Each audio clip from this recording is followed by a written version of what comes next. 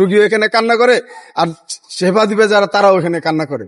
মেডিকেলের পক্ষ থেকে কোনো ভোগান্তি নেই, আমরা মেডিকেল পক্ষ থেকে ফুল সেবার ভিতরে আছি। ডাক্তার নার্স আমাদের সর্বক্ষণ সেবা দিতেছে। আমার ছেলেটা জ্বর হয়েছিল, তো 9 তারিখ রাতে আমার ছেলে এডমিট করছি। এখন আমার ছেলে আগে তো আলহামদুলিল্লাহ অনেক ভালো, এখন অনেক ভালো আছে। এখন যে পরিস্থিতি দেখতেছি, আমরা তো এই হাসপাতালে 10 টাকার টিকিটের তো আমরা দেখাই। আমার পরিবারের অনেক বাচ্চা কাচ্চা এখানে হয়েছে, আমার বোন ভাগনা ভাগ্নি।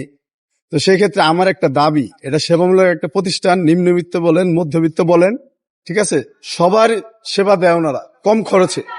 আমার দাবি, আমি বেশি কথা বলবো না আর বলার ইচ্ছাও নাই, আমার একটাই দাবি, এই প্রতিষ্ঠানটা জানি এখানে থাকে। প্রতিষ্ঠানের তো কোনো দোষ নেই, হয়তোবা যেই সমস্যা হয়েছে কোনো ব্যক্তির কারণে হয়েছে, কার ভুলের কারণে হয়েছে, এটা তারে আপনারা তদন্ত করে তার শাস্তি দেন। এই প্রতিষ্ঠানের তো কোনো দোষ নেই, এই প্রতিষ্ঠানটা জানি থাকে। আমার দাবি এতটুকুই সরকারের কাছে, এর বাইরে আমার আর কোনো দাবি নেই। আমি একটা সাধারণ জনগণ, আমরা এখান থেকে সেবা পাই। এখনো আমার ছেলে ভর্তি আছে শিশু ওয়ার্ডে, এখনো অ্যান্টিবায়োটিক ডোজ চলতেছে। এখন এই মুহূর্তে মনে করেন আমরা যে যাব, কোথায় যাব, শিশু হাসপাতালে গেছি, ওইখানে আপনার বেড খালি নেই। আমি কিন্তু কয়েক জায়গায় ঘুরছি, ঘুরে কিন্তু আবার আমি এই আমাদের পুরনো এই জায়গায় আসি, এখানে এসে আমরা ওই কাঙ্ক্ষিত সেবাটা পাই। এটা প্লিজ সরকারের কাছে অনুরোধ, এই সেবাটা জানি বন্ধ না হয়।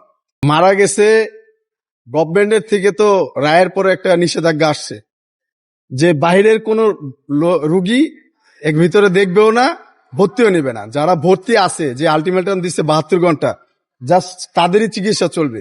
এখন তাদের তো কিছু করে না, তারা চোখে দেখতেছে, কান্না করতেছে, কিন্তু রুগীটারে সেবা দিতে পারতেছে না। তারা অনেক চেষ্টা হয়তো বা করছে, রুগী লাস্টে না পারতে মনে করেন রুগী হয়তো অন্য কোথাও যে সে মারা গেছে। এটা তো, এটার জন্য তারা দেন, এটা কোর্টে থেকে রায় আসছে। তারা তো সেবা দেওয়ার জন্য মনে করেন এখানে প্রস্তুত সবসময়, কিন্তু সেবা তো দিতে পারতেছে না। যে ক্ষেত্রে সরকার একটা রায় দিছে, তারা আফসোস ছাড়া, কান্না ছাড়া কিছু করতে পারতেছে না। রুগীও এখানে কান্না করে, আর সেবা দিবে যারা তারাও এখানে কান্না করে। মানে এটা কি করার আছে বলেন?